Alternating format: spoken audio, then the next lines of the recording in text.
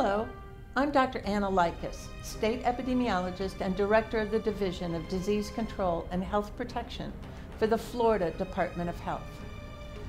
Personal protection equipment, or PPE, in combination with other controls, serves to protect healthcare professionals from exposure to infectious diseases in their workplace. PPE creates a barrier between the healthcare provider and infectious materials. Under the Occupational Safety and Health Administration's General Duty Clause, PPE is required for any potential infectious disease exposure. Appropriate PPE must be provided by employers, and they must ensure that PPE is disposed of properly. If reusable, the item must be properly cleaned, repaired, and stored after use.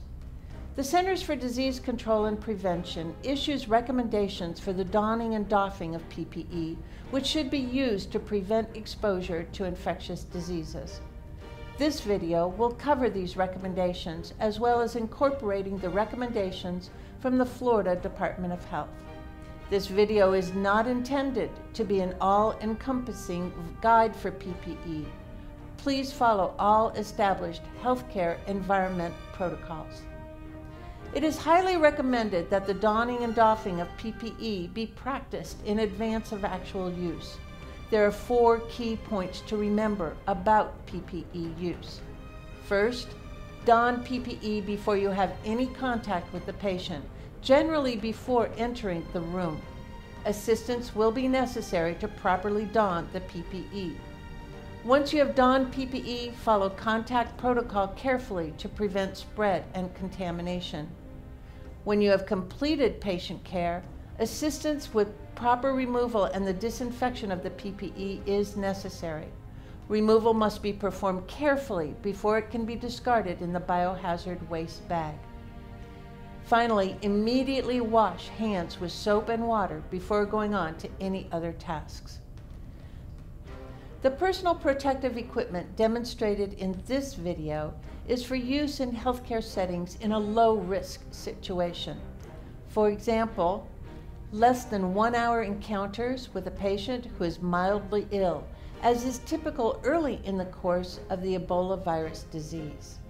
This equipment includes an impervious coverall suit, an N95 mask, a plastic full-face shield, inner and outer nitrile gloves, impervious shoe covers that cover the lower leg, and the checklist for donning and doffing. An air purification respirator, or APR, can also be used. This single piece of equipment can replace the N95 mask and the face shield if desired. Remember, APRs cannot be used by individuals who wear glasses or have substantial facial hair, as a proper seal cannot be maintained, and fit testing of APRs must be done prior to use. Please note, any EPA-approved disinfectant that will kill non-envelope viruses such as norovirus is appropriate. For this video, bleach wipes will be used. It will be necessary to have a buddy observe you in donning the recommended PPE for low-risk patient care. Perform the following preparations with your buddy using the checklist. Staff will likely be in their usual work clothing. Take inventory and check that all equipment is in good condition and ready for use. Your buddy should take your vitals and record them. And remember to remove all jewelry and watches. Long hair should be pulled back and secured using a hairnet or a hairband. Hydrate with water. Wash your hands with soap and water or use hand sanitizer. Above all, the goal in using this PPE is that no skin will be exposed while caring for the patient.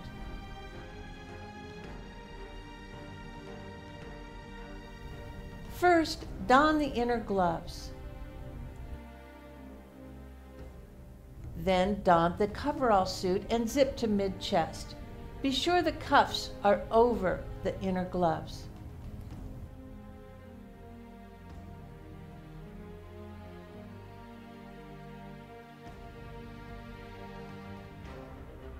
Be seated and pull on the shoe cover booties.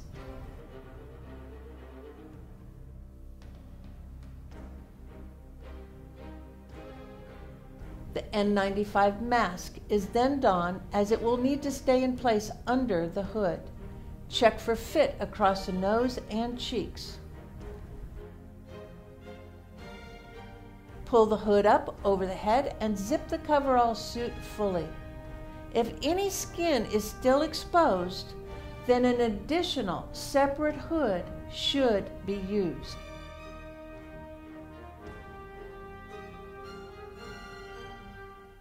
At this point, an optional outer apron can be donned and tied by your buddy. The full face shield should then be donned and adjusted for fit. The next step is to don the outer nitrile gloves, pulling the gloves over the cuffs of the overall. Taping the outer gloves to the cuffs is optional. With assistance, stretch to ensure the fit of the equipment and gloves by reaching up and over the head and to the left and right. If your gloves have moved, apply a tape to the outer gloves along the cuffs of the overall. Leave a tab on the tape for easy removal later.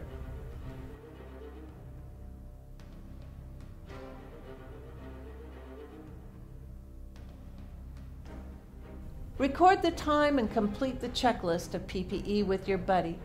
Remember, while using PPE, keep gloved hands away from the face, avoid touching or adjusting the PPE, limit the surfaces and items you touch, and seek immediate assistance if any part of the gloves or coveralls become torn.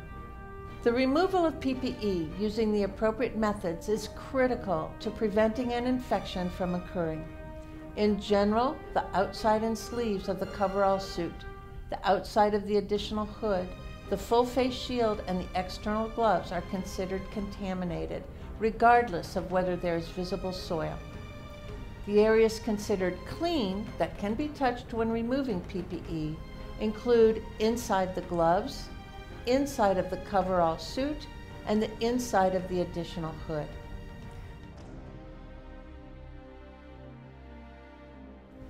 The recommended PPE removal sequence is as follows. Have your buddy in place with appropriate protective equipment to observe your doffing process. You will need a seat to complete the doffing. Using bleach wipes, clean the outer gloves. Then using bleach wipes and starting at the top, wipe the full face shield, the additional hood, and the coverall suit. Using bleach wipes, again clean the outer gloves. Remove the face shield, lifting up and to the front, and hand to your buddy for further disinfection.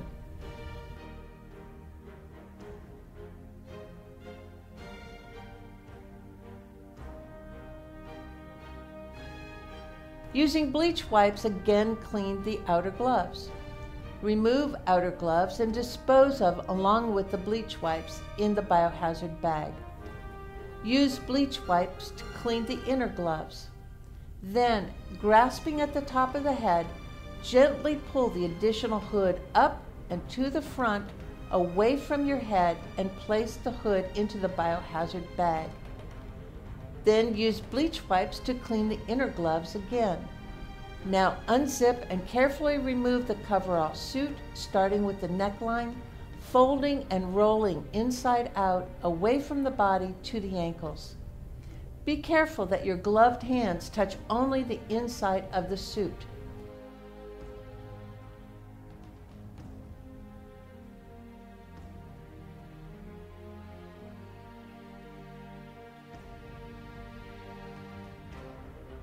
While seated, continue to roll the suit away, taking the outer shoe cover booties away with the coverall suit, away from your shoes, and place them into the biohazard bag.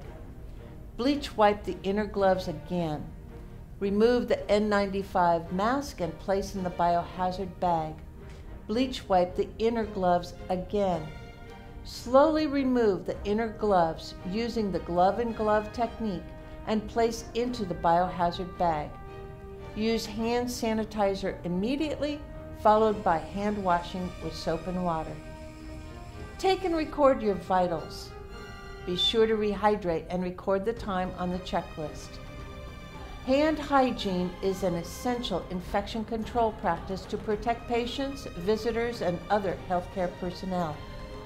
Again, it is highly recommended that the donning and doffing of PPE be practiced in advance of actual use.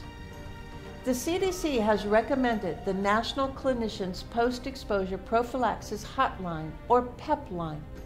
This hotline provides clinicians with 24-hour guidance on managing occupational exposures to bloodborne pathogens. For phone consultation, please call the number shown below. Thank you for your attention to these important guidelines.